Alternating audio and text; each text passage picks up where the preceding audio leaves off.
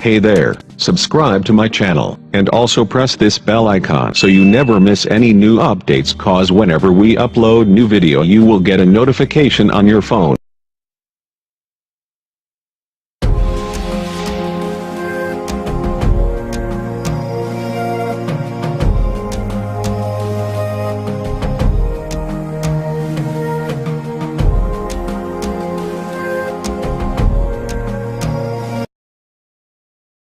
You will hear a number of different recordings and you will have to answer the questions on what you hear.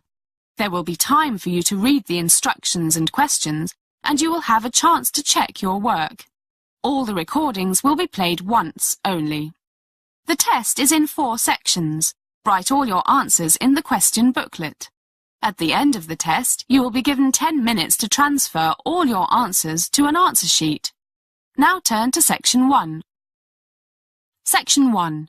You will hear Bud and Annie talking about their families. Look at questions 1 to 5 on the form now.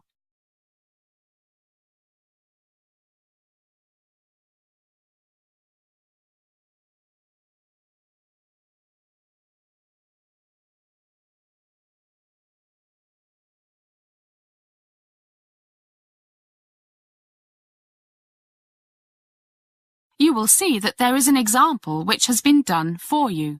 On this occasion only, the conversation relating to this will be repeated. Hi, Annie. How are things? Awful, Bud. Awful. Why? What's happened?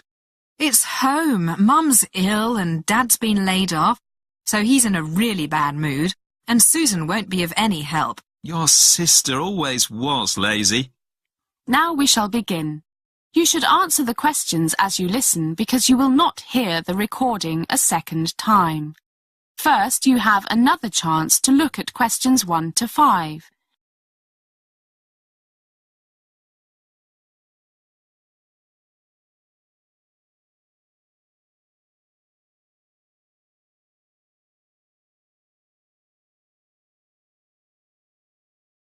Listen carefully and answer questions 1 to 5. Hi, Annie. How are things? Awful, Bud. Awful. Why? What's happened? It's home. Mum's ill and Dad's been laid off, so he's in a really bad mood, and Susan won't be of any help. Your sister always was lazy. But what's wrong with your mum? She seemed fine last time I saw her. Everything. I think she's really down because of Dad, and her arthritis is playing up again. It seemed the new medicine was working fine. Now she can still move her fingers, but hardly walk. Her toes hurt, and the doctor says she needs a knee replacement. Doesn't sound too good. That's expensive surgery. Got medical insurance? She was covered by my dad's, but that's finished since he lost his job, and money's really tight. A new knee costs about $10,000, so she'll have to put up with it for a while. God, that's awful. Maybe I should mention it to my uncle. The one who used to work at the hospital. What could he do? I don't know, but he knows all the doctors, and maybe there's a way your mum could get the operation done cheaply. It'll have to be really cheap, because they're having a problem paying the mortgage. And my sister won't help out. She's so selfish. Well, I'll give a try. But what's this problem with your sister? Since she won that beauty competition, she thinks she's been acting so high and mighty. Won't even help Mum with the housework. Look at questions 6 to 10.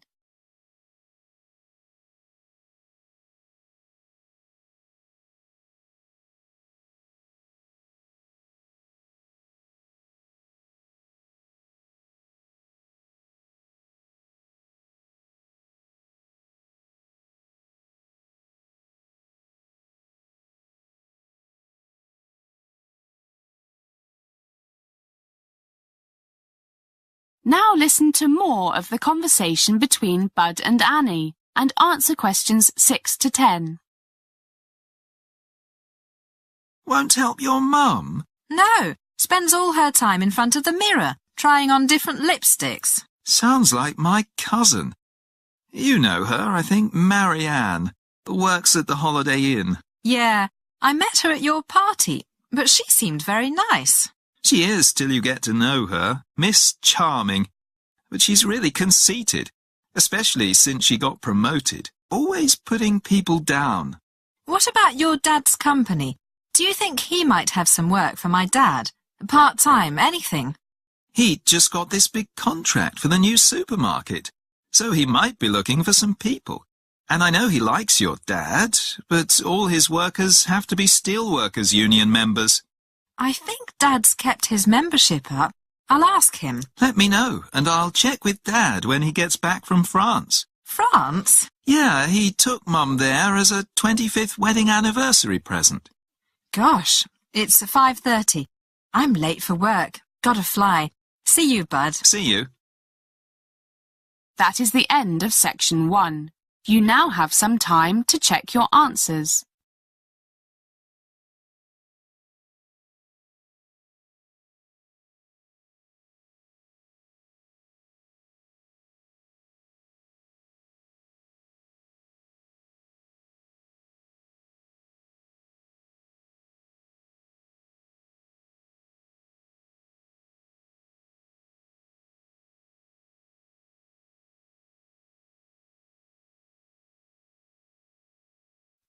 Now turn to section 2. Section 2. You will hear a bank manager talking about money management.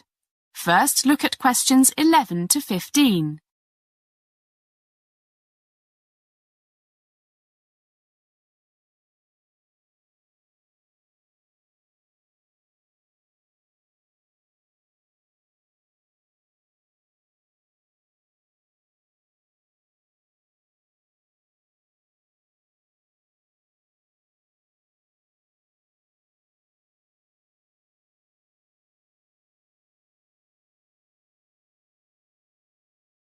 As you listen to the first part of the talk, answer questions 11 to 15.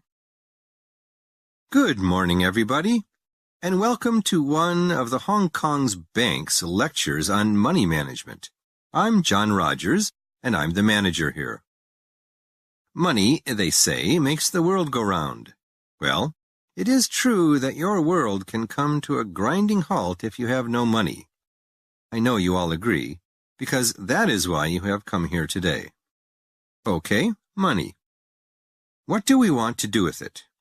Most people want to enjoy the money they earn today, but also put some aside for a rainy day, the kids' education, that big house in the country you've always dreamed of, and, of course, retirement. In other words, they want to invest it. So let's talk for a little while on spending money wisely today, and then I'll talk about the various types of investment you can make. The first question is, how much of your income should you enjoy spending today, and how much should you save for the future? And the answer is different for different people. It depends on things like age, your health, how many children you have, etc. Well, my initial answer is, write out a budget for the necessities: food, rent, mortgage, and loan payments, clothing, health insurance, things like that. When most people do this, they say to themselves, "My goodness, I really only need to spend £1,500 a month. So how come I always spend nearly £2,500? My mother used to tell me, look after the pennies and the pounds will look after themselves. What to do? Discipline. I suggest you take out the cash you need every week from the bank and keep a record of what you buy with your credit card.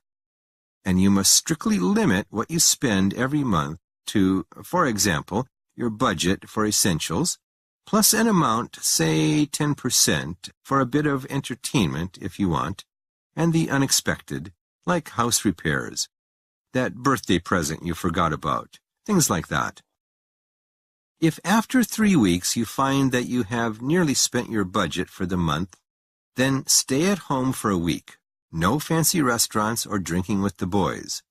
As they say, there's no free lunch. As the talk continues, answer questions 16 to 20.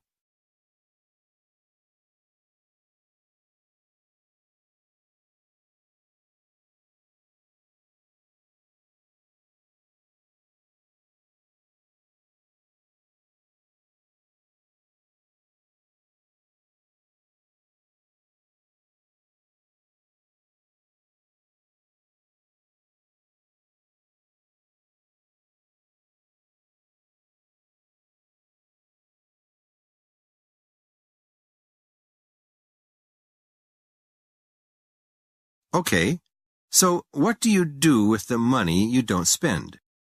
Oh, one thing I forgot to mention. It's a good idea to always have some money in a current deposit at the bank in case of big surprises. Say 1,000 or so. Don't be tempted to use your credit card unless you absolutely have to. And get that safety cushion back in the bank as soon as you can. Right. So, what should you invest in? The list is endless. Real estate, stocks and shares, equity funds. Did I hear someone say gambling? Well, if you have a crystal ball, maybe. The government lottery? Someone once described it as a voluntary tax on fools. But I must admit I spend £1 or £2 on it every week, but no more. It brings a little bit of excitement into my life, even though I know I have a better chance of being struck by lightning than winning. Okay, let's start off with a basic principle. In general, the higher the potential for making a fortune by buying shares of a particular company, the one you have been told will be the next IBM in 3 weeks, the higher the risk. We've all heard about the dot-com bubble of several years ago. Some people made a fortune, but they got out before the market crashed. The majority of investors lost their shirts. Another basic principle, the balanced portfolio. A balanced portfolio means you have investments in a variety of things, from low-risk but low-return things to things like blue-chip stocks that are somewhat less predictable, but which will probably provide steady, if not spectacular, returns for years, to the riskiest of all, venture capital, where success could increase the value of your investment 100-fold, or failure could wipe it out. Well, why don't we break for a coffee now? Then I will talk about the most common form of share ownership, common stock, which makes you become a part owner of the company itself, with voting rights and entitlement to dividend distribution if there is one. That is the end of section 2. You now have some time to check your answers.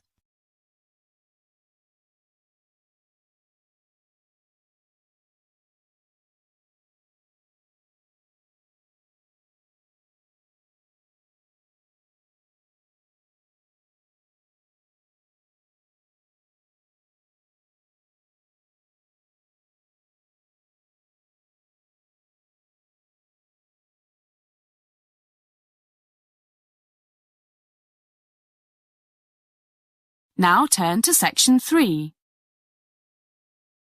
Section 3. You will hear a college professor and 2 students talking about a course on shooting video projects. First, listen to the first part of the conversation and answer questions 21 to 25. You now have some time to read questions 21 to 25.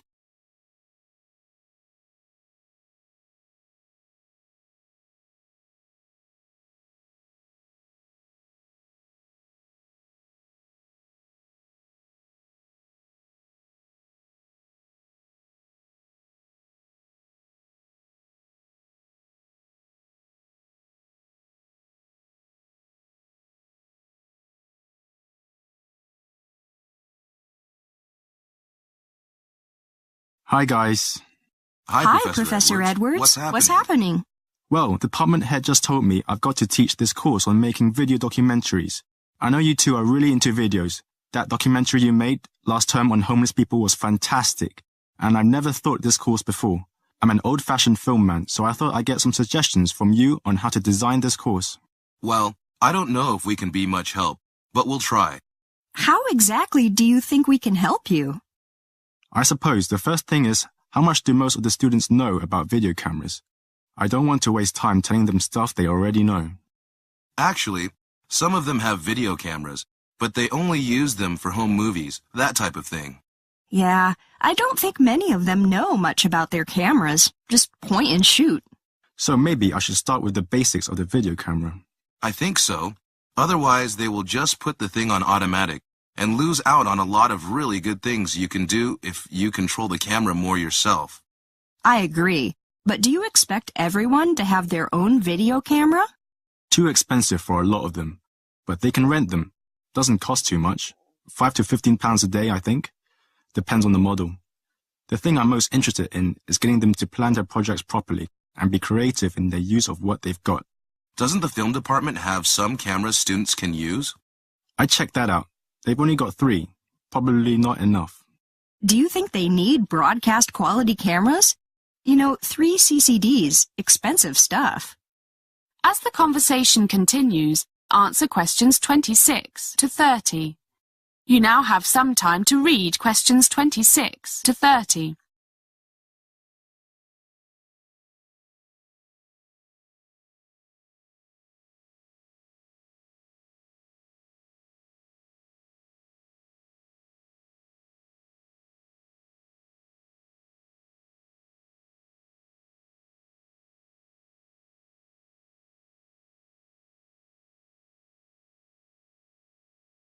No need. Single CCD. A bit of zoom. Wide angle for indoor stuff and scenery. Basic functions will do. You mean camera angles, shooting from interesting positions, creative lighting, that sort of thing. Kind of. But that's much the same as you teach in your film courses. Guess you're right. But I want to think of things you can do with a video camera that you can't do with a film camera. Aha, secret shooting. Much easier to film people without their knowing with a tiny video camera than it is with a big film camera. Make a little hole in your pocket and off you go. And if you're not happy with something, you just erase it and do it again, if you can. Good point. But there's a question of privacy here. Is it fair to film people without their knowing? Unless you're a cop or something. I suppose it's not. But it's often the only way to get what you want. I don't worry about these things. I just want to make good movies. Can't always do that if people know you're filming them. Well, I've never been taken to court for filming people without their knowing. But I agree, sometimes you have to. That is the end of section 3. You now have half a minute to check your answers.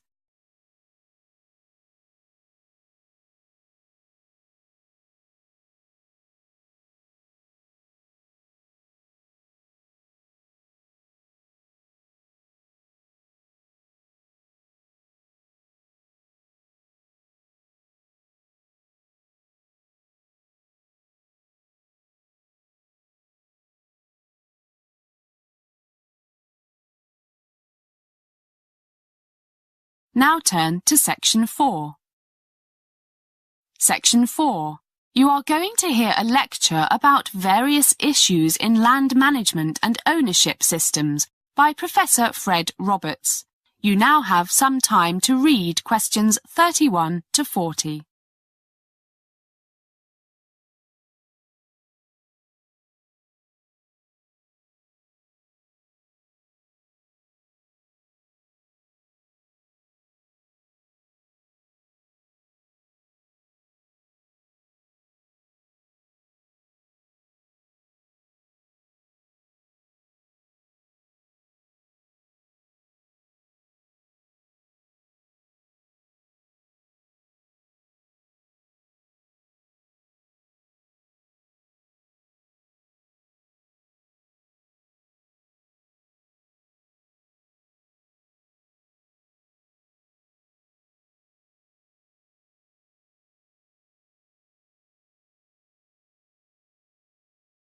Good morning, everyone. Good to see you all looking so full of energy. Today I'm going to give an overview of some general principles and issues relating to land management and ownership. Very important. If we look at history, it seems that much of it concerns conflict over religion, economic power and land. Often all three factors are involved together. The first question one asks when talking about land is, who owns it? What you can do with land you own depends on one's political views. A far-right conservative may say ownership is the socially supported power to do what you want with the land you own, with no control by government as long as what you do with it doesn't hurt others. You can imagine how different factions interpret hurt others. By contrast, the political left, socialists and, more to the left, communists say land ownership, private land ownership that is the root cause of much injustice in the world, and that the social protection of private land ownership can result in tyranny and oppression. They therefore argue for state, public and cooperative forms of land ownership. I would mention here that most of us take for granted the idea that everything must be owned by a person, people or an organisation. But some societies, notably some native North American tribes, seem to have no concept of personal ownership. It was normal for them simply to take anything they needed and for others to take it from them if they needed it. When European settlers came, the Indians behaved as usual, which led the Europeans to seeing them as thieves. But the European settlers grabbed the Native Americans' land, their most important possession. So who were the real thieves? However, in this day and age, it would be futile to think of getting rid of the concept of ownership. But let me return to land ownership. It's a complex issue. For example, should the owner have exclusive control over the rights of way, like traditional footpaths, or the migration routes of wild animals, or the ecologically important wetlands? Should the owner be allowed to destroy the whole lot by building expensive houses everywhere? Or what if the owner discovers hidden treasure that once belonged to the royal family? All such things raise questions of the rights of the owner as opposed to the rights of others, including animals, perhaps. Clearly, divergent views on such questions are a constant source of argument. What did the classical economists say about land ownership? Their positions were often rather ambiguous. Many of them seemed to consider it a necessary evil, and argued that it could not be defended if there was not some obligation to keep and improve the land. This is the concept of stewardship, that the land must be kept in good condition for future generations. But what if the owners were good stewards of their vast estates, but millions were going hungry? The Marxist answer was, and still is, land reform as a means of social justice. And in the 20th century, I mentioned ecological issues just now. Other reasons for legally restricting the rights of landowners have emerged.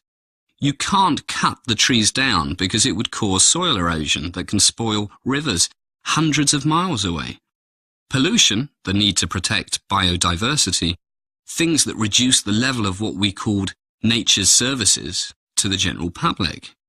All have led to more restrictions on landowners' rights, at least in some countries, especially Europe.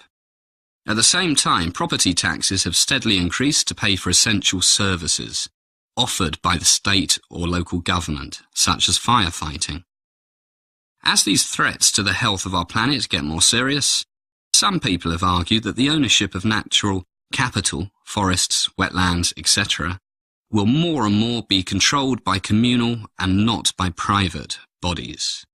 For example, the use by multinational companies of native plant varieties for modified crops and new drugs, plants that they seldom paid for in the past, are now increasingly recognized as belonging to the cultures or ecosystems from which they originated. But it seems to me that having the land and its flora and fauna owned by governments is no guarantee that they'll be used wisely, rather than for short-term profit.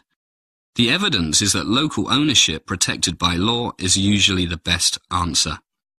Okay, it will soon be time for a break, but before we have our coffee, I will give the answers to the two questions I asked you last time. What are the differences between leasehold and freehold? Essentially, the former allows possession for a limited time, while the latter is a special right granting the full use of real estate for an indeterminate time. In this country, most houses are sold with the land and the house itself freehold, whereas many flats are sold with a lease which was issued by the freeholder to the original leaseholder. The flat is then effectively owned by the leaseholder for an agreed number of years. That is the end of section 4. You now have half a minute to check your answers.